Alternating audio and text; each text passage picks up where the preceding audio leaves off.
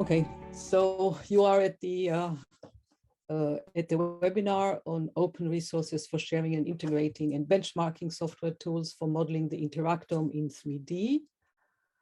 And the program includes 3 talks, one by myself introducing what we are doing at on this subject at the sub-community of the 3D bioinformatics community that concentrates on protein-protein interactions and assemblies.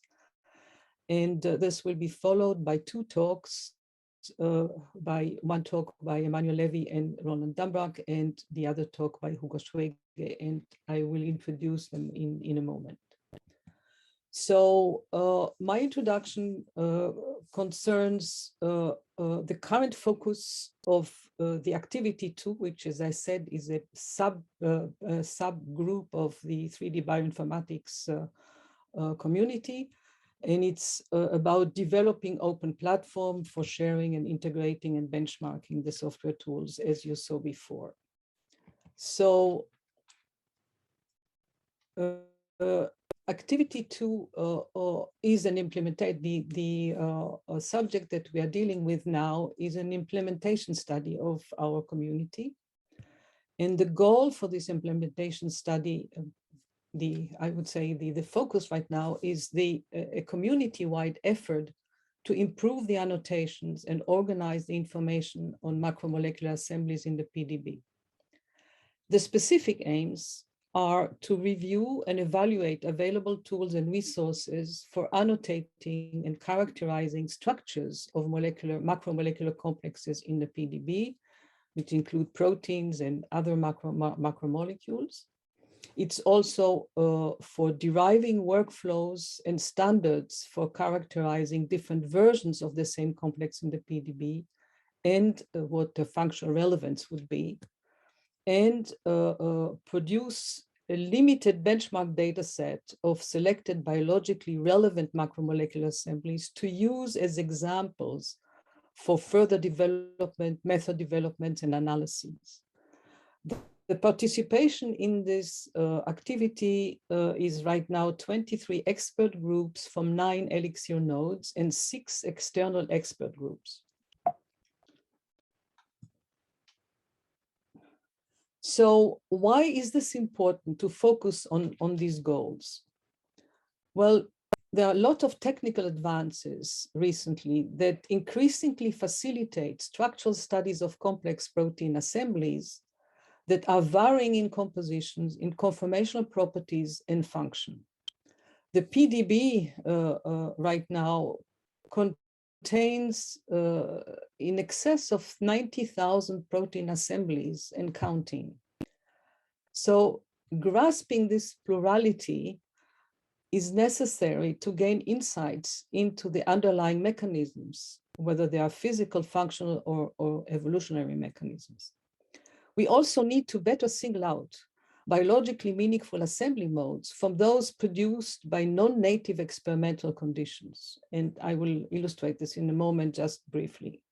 This will enable prediction, validation, and understanding of protein assemblies. And we also need benchmark data sets of biologically meaningful 3D structures of protein assemblies, because we need to, this is necessary for fundamental understanding, as well as for developing predictive methods, including AI-based, like, following the AlphaFold 2 success in prediction protein conformation, protein structures. This type of approaches need to be extended to the prediction of protein-protein interaction in a reliable way.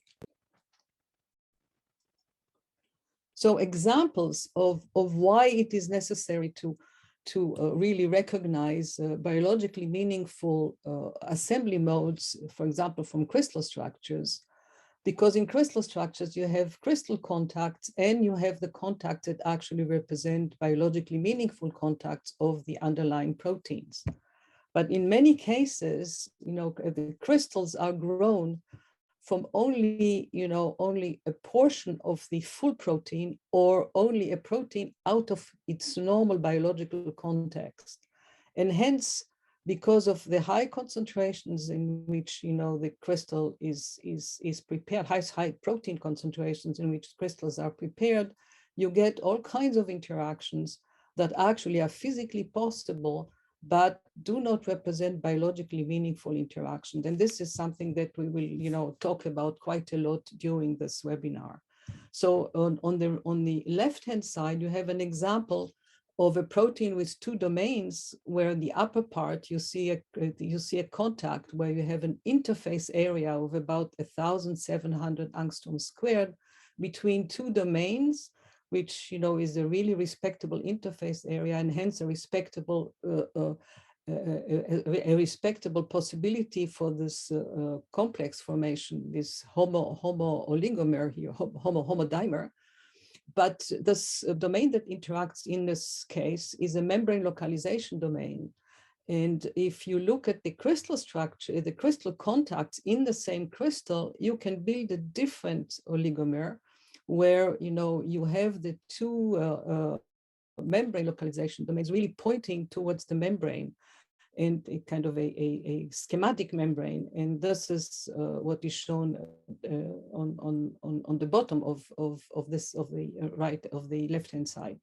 So there is there are alternative assemblies and methods have to be developed to really try to recognize in the crystal structure what is biologically meaningful. And another example is an example of a heterocomplex between two different proteins, and there are different possibilities for carving out the complex from all the crystal contacts.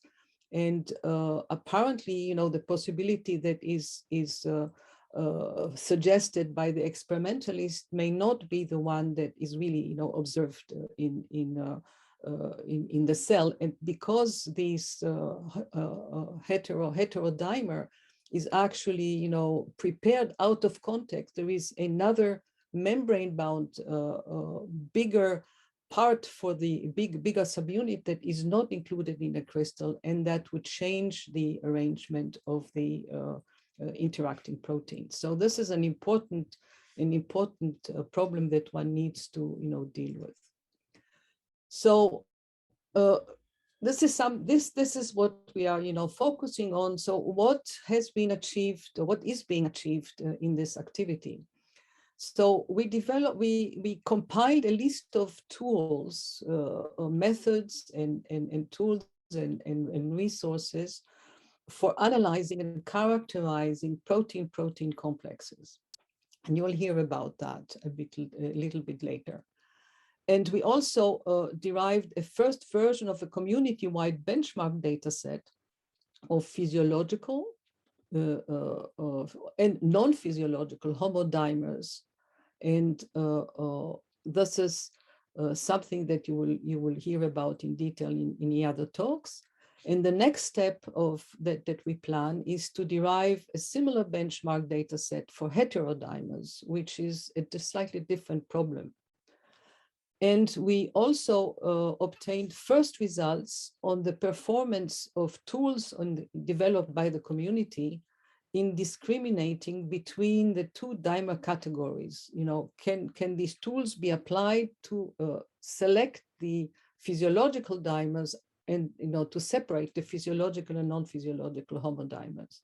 And this has the first results have been presented at the ELIXIR 3D Bioinfo workshop in June, and you can see there is a link in that you can use to see some of the preliminary analysis. Now, the other aspect that okay, so the benchmark data set, this is a slightly more detailed on the benchmark data set, and this is kind of highlighting what you will hear in the next talks. So we derived a set of 1,800 PDB assemblies, now homodimers, which are reliably assigned as physiological and non-physiological. Using the assignments have been based on important resources that have been developed in the community by Dunbrack and Emmanuel Levy's work, And you will hear about that. These resources are the PROTSIT resource and the QS-BIO, QS-IL resource. And that, we have, that's the benchmark, and you'll hear about this. And we also continued the work on benchmarking the tools. And as I said, the first results were presented already.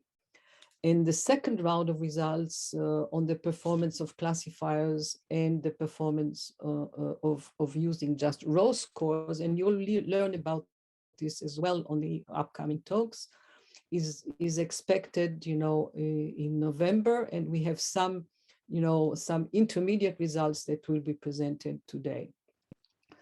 And we are also looking into evaluating the performance of AlphaFold 2 on the homodimer benchmark data. And this is in progress, and we hopefully also be, there'll be also some results in November. Now, this is, an introduction to all this, and you will hear about the benchmark data set on physiological and non-physiological protein assemblies, and in this case, only dimers, homodimers, from Emmanuel Levy and Roland Dunbrack. And those have been derived using the QS-BIO and the PROT-SID resources. And this talk is going to be followed by the talk of Hugo Schweke on the performance of classifiers and scoring methods in discriminating between physiological and non-physiological protein interfaces. And this is work in progress. And let me introduce quickly, the speakers, which I think is important to see what kind of expertise is necessary or expertise is being involved. So Roland Dunbrack is professor at Fox Chase Cancer Center in Philadelphia. He's very well known for his work on computational structure biology in areas such as homology modeling, fold recognition, statistical analyses of the PDB, and bioinformatics. And among his notable contributions are the Squirrel sidechain modeling software and associated rotamer libraries. It has been a standard in the field. And his more recent PROTSIT resource, which provides PDB-wide structural information on the interactions of proteins and domains. Emmanuel Levy is professor at the Weizmann Institute of Science in Israel, and he runs a very innovative research group which effectively integrates experimental and computational approaches. He is well known for his work on computational approaches for characterizing protein quaternary structure and the associated tools and servers, some of which, such as QS-BIO and Pixie, he will probably mention in his talk. More recently, his work has expanded into investigating the evolution and function of mesoscale protein assemblies and exploring approaches for modeling protein assemblies through synthetic biology. And Hugo Schweke is a promising postdoctoral researcher in the group of Emmanuel Levy, who agreed to help us with the benchmarking analysis. He's recently published a very interesting study on how functional and non-functional interactions are shaping the protein interaction landscape. So Emmanuel and Roland, the floor is yours now, and I think it will start, the talk will start by, presentation will start by Emmanuel Levy's presentation. So I stop sharing and the floor is yours, Emmanuel. Thanks very much, Shoshana, for this very kind introduction. So I'll share my screen and the presentation. Okay, so you, yeah. So as Shoshana mentioned, the goal of the community right now is to try and understand, try to integrate tools to best predict which interfaces in crystal lattices are physiological or non-physiological, and so we will present you things how we assemble the benchmark in a chronological fashion. So I'll start with the QS-BIO tool here. So what you see on this picture is a Homo 12mer, and which is about to be judged and not crushed. It could be. And so the way we judge it is using evolutionary conservation. But first, I will just reiterate on what Shoshana presented. in the sense that in terms of framing the problem. So when a crystallographer wants to solve a structure, the first thing he or she needs is to grow a crystal. Now, the problem with this approach is that in the crystal lattice of the protein, it's very hard sometimes to know which contacts are physiological and which ones result from the lattice formation. And so in this particular case here, you can see that there are two different dimers. And so this protein could maybe be dimeric and assembled in this form, or it might be dimeric and assembled in that form, or it might be monomeric, or it might actually be tetrameric. Nobody knows. The crystallographer needs to do some analysis, some experiments to know that. But those experiments are rarely done, especially with the functional, like the structural genomics consortiums. They don't have the resources to do those experiments. So often we don't know what is the physiologically relevant quaternary state for a particular protein. There have been a number of approaches that try to discriminate physiological and the non-physiological assemblies based on either the interface composition, size, or the conservation of the amino acids at the interface. The approach that Shoshana took here is to look at the conservation of the geometry of the dimer.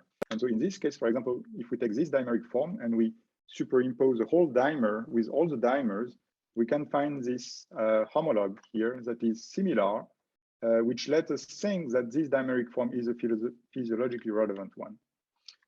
Just to reiterate the idea, if we now take a tetramer, it's the same idea. If we find two tetramers that have a similar quaternary structure in two different species, so here you can see that these two tetramers here only share 22% sequence identity, but they share an overall similar quaternary structure. So we infer that both are physiological or here biological. Now we can actually, by transitivity, we can also then use this one that we know is supposedly correct and look for identical sequences. And if we see that the structure of those identical sequences is different, we can now infer that some subunits are missing in this particular case, for example. Of course, it's not perfect because this protein might well be crystallized at a different pH or in different conditions and might be actually dimeric in those conditions. But we assume that we have to make assumptions. And here we assume that they should have the same quaternary state. And most of the time, it's a fair assumption, and sometimes it's not. So in this case, we would infer this one to be incorrect. So that's the way the QS-align procedures work. It was developed in 2018 on homomers. I do a very quick digression here,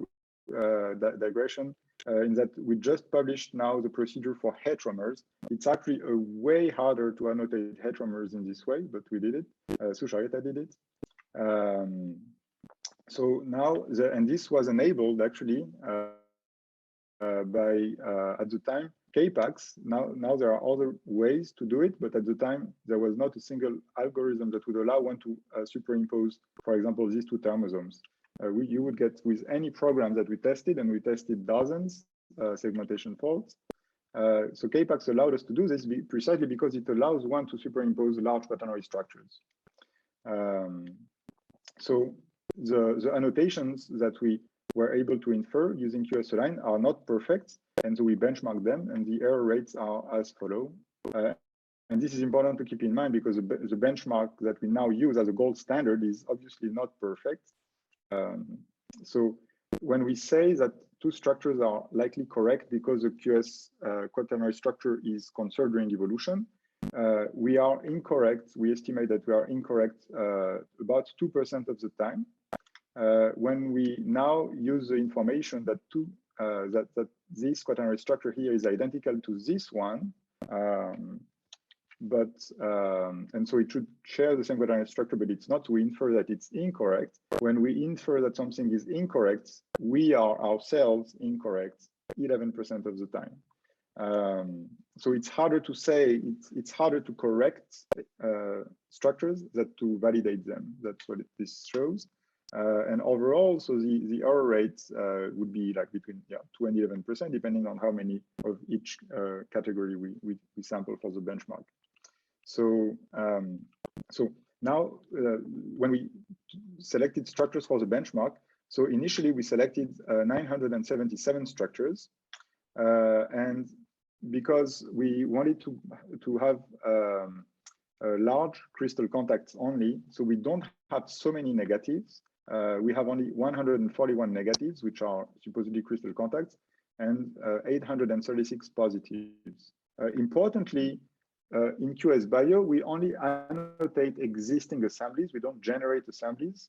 So all the negatives that are in the dataset are, or at least were in the previous version of the PDB, available assemblies. PDB has corrected many of them, so they might not be available in the current version, but they were available at the time. And so one could see that this effort in terms of correction could actually contribute to improving the PDB annotation. But it's also limit us in the number of negatives precisely because we don't look at all interfaces of all the lattice. So we may miss potentially good negatives with large interfaces that PDB, they are not available as assemblies in the PDB, so we don't have them. So as I said, one of the constraints that in the first version of the benchmark dataset was to have the interface size distribution to be comparable between positives and negatives. And the reason is that most classifiers use interface size as the most important feature. And so here we wanted really to remove this effect as much as possible, to really keep the chemistry and try to identify, to weight other features. So here the positives and negatives have a similar distribution of interface size. But as a result, we had an unbalanced data set, meaning that we had way more positives than negatives. And as I said, that's because all the crystal dimers were available in PDB.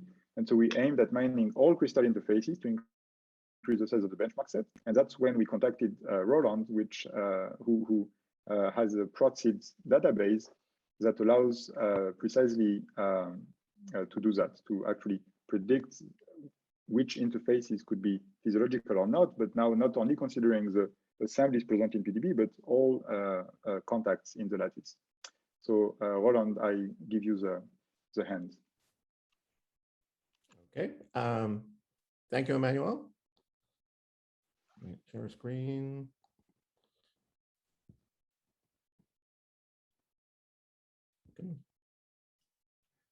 Okay, good morning from Philadelphia, where it is 9:30. We've been looking at crystals and interfaces within crystals for about 10 or 15 years. This is work by Qifeng Xu, who was a graduate student, then a postdoc, and has been a senior scientist in my lab since then. The previous speakers have already talked about what a crystal looks like. And I want to emphasize that you have an asymmetric unit. You can build up a unit cell with symmetry operators and then build up an entire crystal. And what we do is look at a sort of 3 by 3 by 3 collection, like a Rubik's Cube worth of unit cells. And we look at every single interface of the main unit cell, of the one in the center of that group, with all of its neighbors, both within that unit cell and between unit cells. And so if you look at this crystal, anything could be, any dimer, if we, for instance, our protein's a dimer, could be the biological assembly, not just the one in the unit cell, but the one between unit cells, or even sometimes you get filamentous assemblies that would be straight up and down. So at the bottom is an example. Hemoglobin is a heterotetramer. That's the asymmetric unit that you see on the lower left. But in one crystal, it's just a heterodimer, and you have to use a symmetry operator to make the other copy. And in the one on the right, it's actually two asymmetric units that are, sorry, two biological assemblies that are the asymmetric unit that repeats and makes up the entire crystal. We find that about half of the time, the asymmetric unit is the same as the biological assembly when we think we know the answer. About a quarter of the time, the asymmetric unit is smaller than the assembly, so you have to build it with more than one copy. And about another quarter of the time, the asymmetric unit is bigger and has to be divided into pieces. This started with a protein that one of my colleagues was looking at. We were looking at sulfotransferases. And at that time, this was about 10 years ago, we found 24 crystal forms that had this very small interface dimer of the proteins in this family. There were 14 different uniprotes.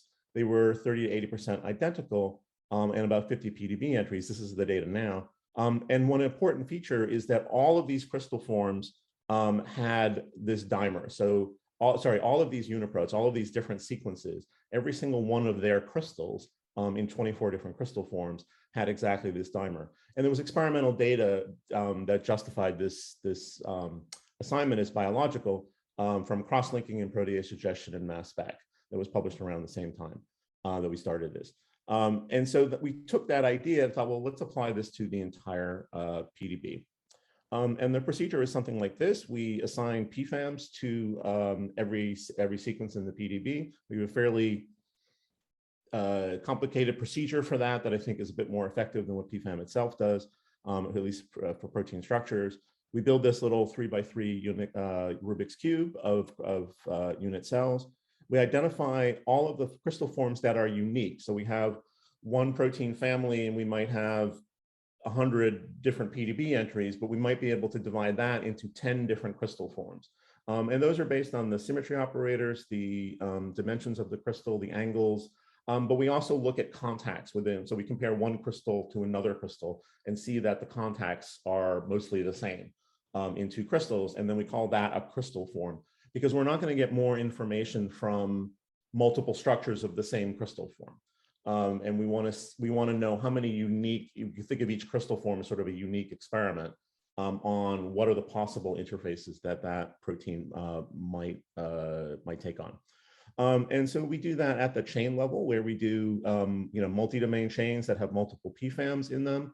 And then we also do it at the individual domain level, where we look at contacts within protein chains between, say, this SH3 and this SH2, or between proteins, that's within a protein chain. Between protein chains, we might look at SH3 homodimers, or SH3 to SH2, or SH3 to P kinase tyrosine. At the domain level, we see something like this. This is a domain called an ACT domain. It's a regulatory domain in enzymes.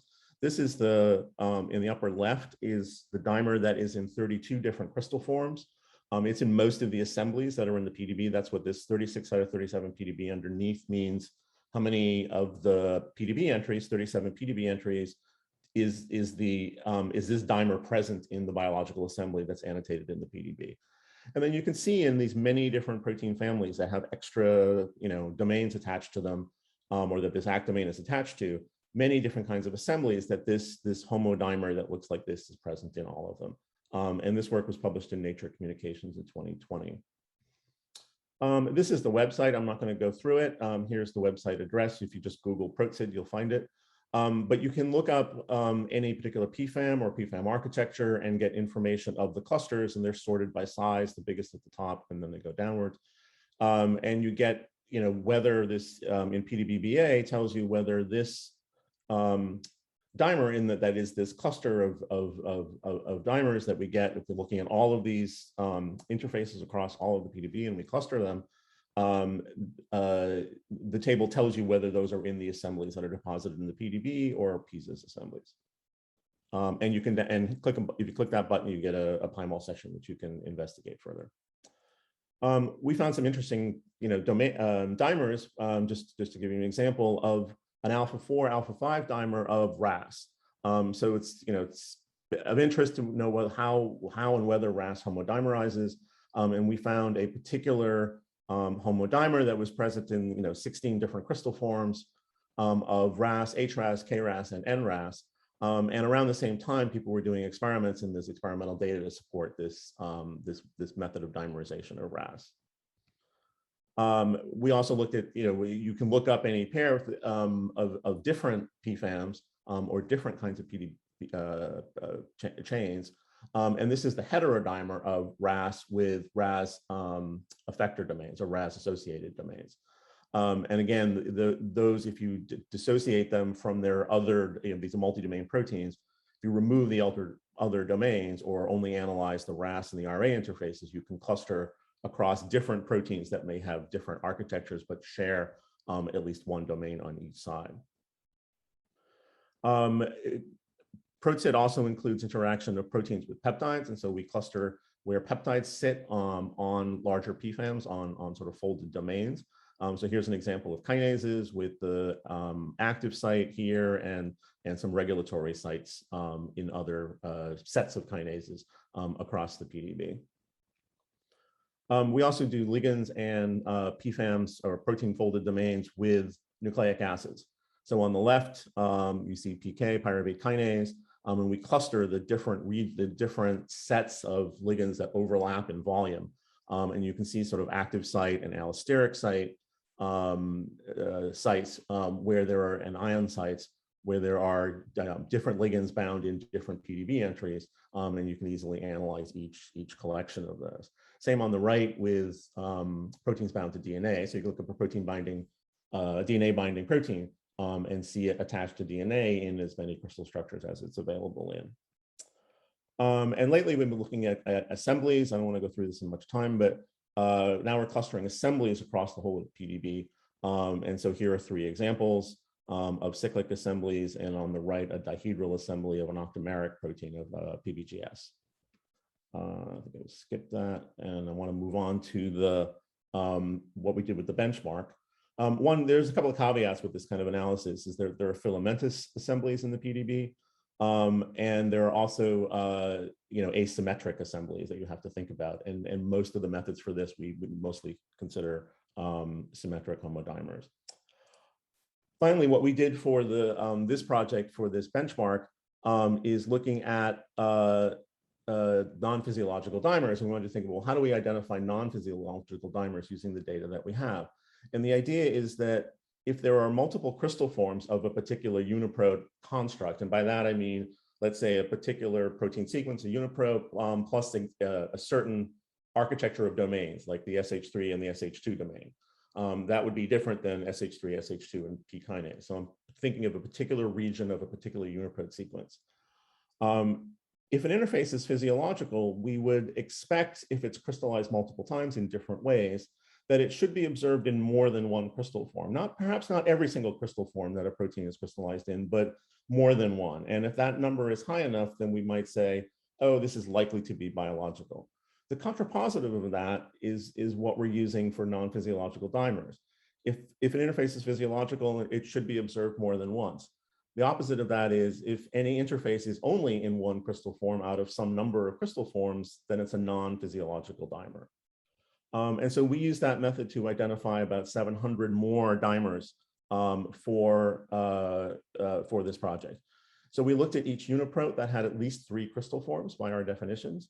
And then for each interface, we determined whether the interface is symmetric. That's the kinds of dimers that people are looking at for these assemblies.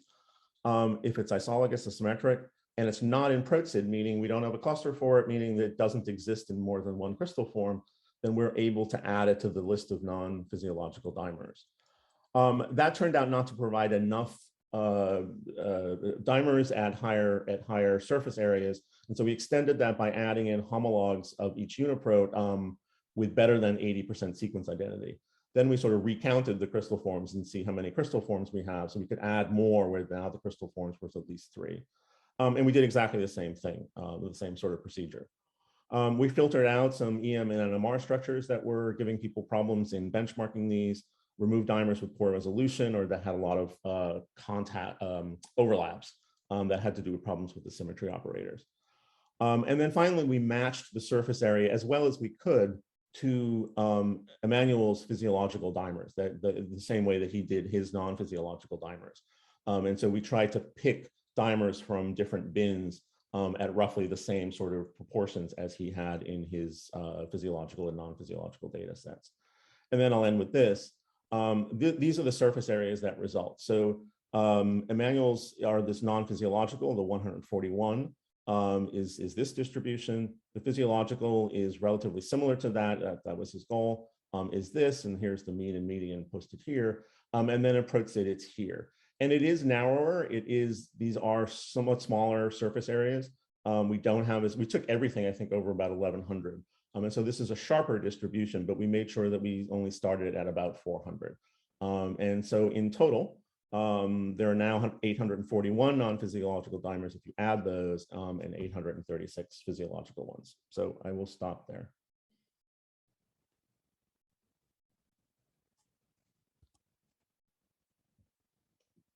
And Shoshana will take over. So the next, let's move to the next talk by Hugo Schweke about the methods. And then, we can have a discussion later on about all the talks that have been given. And if people have any question and answers, please use the Q&A. So Hugo, share your slide now. Yes. Thank you.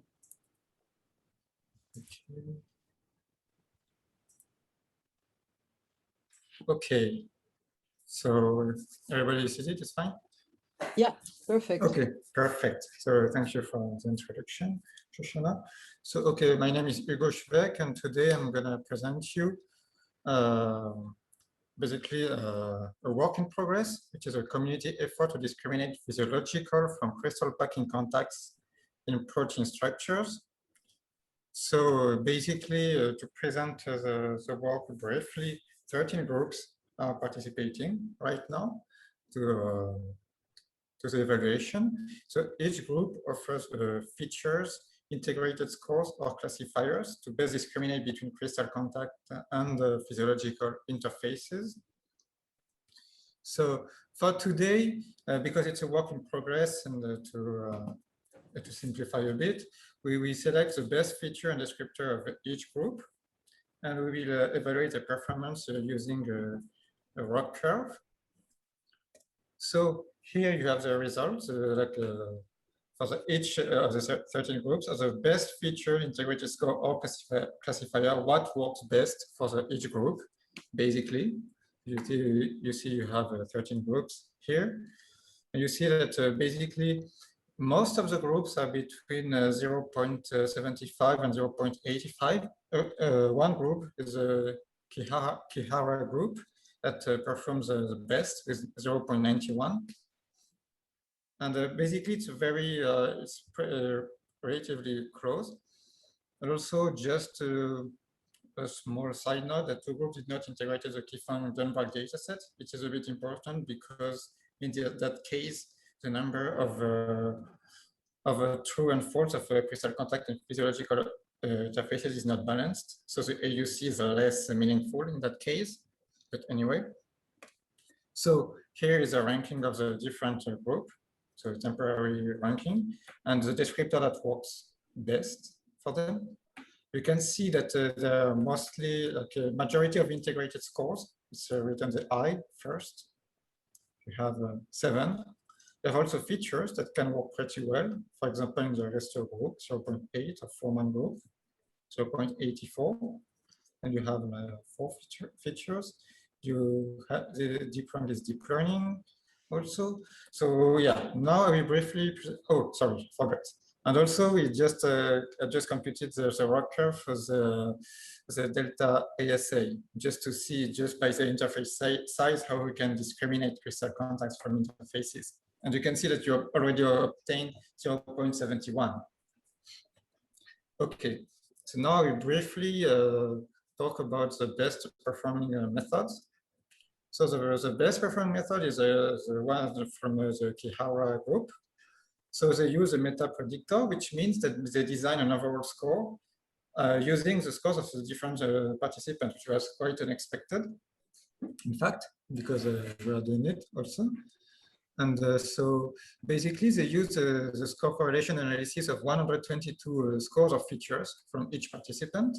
So basically they cluster them, the calculated correlation pairwise between the different scores of features, and calculate correlation to group them, to cluster them into 26 independent scores features. Then they do a procedure to do testing. So they create, to go quickly, they create a classifier that works pretty well because you see 0.91. That's very good. And then they apply, and then they calculate a confidence score that denotes the distance to the hyperplane for classification. Okay, a second group, the second best group is a Foreman group. They use a completely different method because they make use of protein-protein docking. There's a use of Rosetta dock, basically. So they use the Rosetta interface analyzer protocol. Then they do docking with a local refinement of the side chains. Then they select the best structures by interface score, they analyze. And the score that I selected, because they provided several scores, the one that works best is the binding energy of the interface calculated with cross interface energy terms. So already it's a completely different method, which is very interesting. Then the third group is the group of Alexandre Bonvin. So it's a deep learning. They use deep learning. They devise a method called DeepRank that is in bioRxiv right now. So they make use of 3D convolution neural networks, CNN, as a pre-trained of a data set, existing data set, that consists in almost 3,000 biological interfaces and 3,000 crystal contacts. And they make use of PSSM features. So they divided the many data set into training and validation set, 80% and 20% of the full data set, while maintaining, of course, balance between positive and negatives.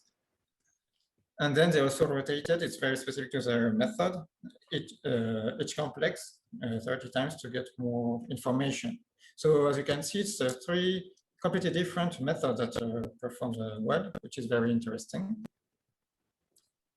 And so now we move to another part of the presentation. So I will explain you the procedure that we did. So for each participant, we selected the most discriminant threshold for their method, which is basically when you draw a rock curve is a point of farther away from the diagonal. And so every entry that got a score above this threshold is considered as physiological classification, as detected as physiological, classifical 1. And if it was below the threshold, classifical 0, it was considered as non-physiological interface. So doing this, we can do this for each, basically each group, which you can see on the left here. Here you have physiological interface, non-physiological interfaces and physiological. And here it is how each group predicted them, basically. Like as a physiological in dark purple, or a non-physiological in orange, or no information in white. Okay, so as you can see, the physiological is a mostly dark purple, dark red, because mostly rightly predicted, I would say. And the non-physiological is mostly predicted as non-physiological. Also, you can see that a few methods basically provided no information for some complexes. It's mostly inherent to the methods. Basically, we can see for the Bonvin group, is 29 complexes that they could not analyze because they could not get PSSM features from them, because they could not run DeepRank on them. So this model is also they also cannot analyze the missing complexes. And so, yeah. And from this information, what we can do is that we can divide a consensus score. Basically, the consensus score is the sum of the positives, which is for each entry that you can see as the columns. Each entry is a column, basically. It is detected either as positive or negative. As a consensus score is just the number of times it has been detected as positive divided by the number of times it has been detected as positive or negative, basically, without the NA information. And so with this consensus score, basically, we can draw a new rock curve that is derived from this score that you obtain for each entry. And this rock curve is 0.95, which is basically a very high and very good performance. Starting with the method that we are going from 0.72 to 0.91. So it's a really, really a great improvement, I mean. And it shows that these methods are complementary. And also what is very encouraging is that it's still a very crude analysis. So we can probably get much more of all those methods that are provided. So then now what I want to show you is the distribution of this consensus score. So you can see in red the non-physiological interfaces, and in blue the physiological ones. In black it is the optimal threshold. that of the ROC curve that is here basically, and in blue it is the average of the physiological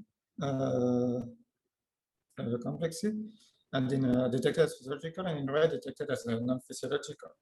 And so at the optimal threshold, if we discriminate, we cut here basically, we have in the positive on the right side of the plot, we have 784 physiological interfaces and 135 non-physiological interfaces. In parentheses, it is a number that we got last time we did a meeting 3 months ago. And then the negative, which is very impressive, we have only 52 physiological interfaces and 706 non-physiological ones, which means that basically we detect almost all the physiological interfaces. Only 52 are detected as negative. And in terms of percentage, basically, we have almost 94% of the physiological interfaces that are correctly discriminated. And it's less for the non-physiological, it's 84%. All in all, it's an 89% of correct assessment, basically. Mm-hmm. Mm-hmm. Last time it was 86.5% of correct assessment 3 months ago, so it's better now. And okay, so now what it is Roland that suggested it last time. It was to compare the two data sets of non-physiological contacts, the Dunbrack-Fung data set and the Emmanuel Levy's data set, basically. So I computed the box plot of the scores for these two data sets. So here on the right, it is the crystal contacts from Emmanuel Levy's data set, and in red on the left, it is all the non-physiological interfaces provided by Roland, Dunbrack, and Fung. And you can see that on average, the Levy's dataset has a much higher consensus score, which shows it is much more difficult to assess than the Dunbrack-Fung dataset.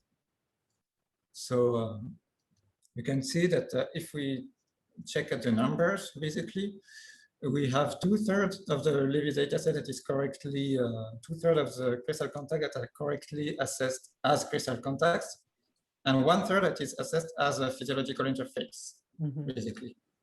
And from the Fung Dunbrack dataset, it's 88%, 87% that is correctly assessed as crystal contacts, and 12.6% that is assessed as a physiological interface.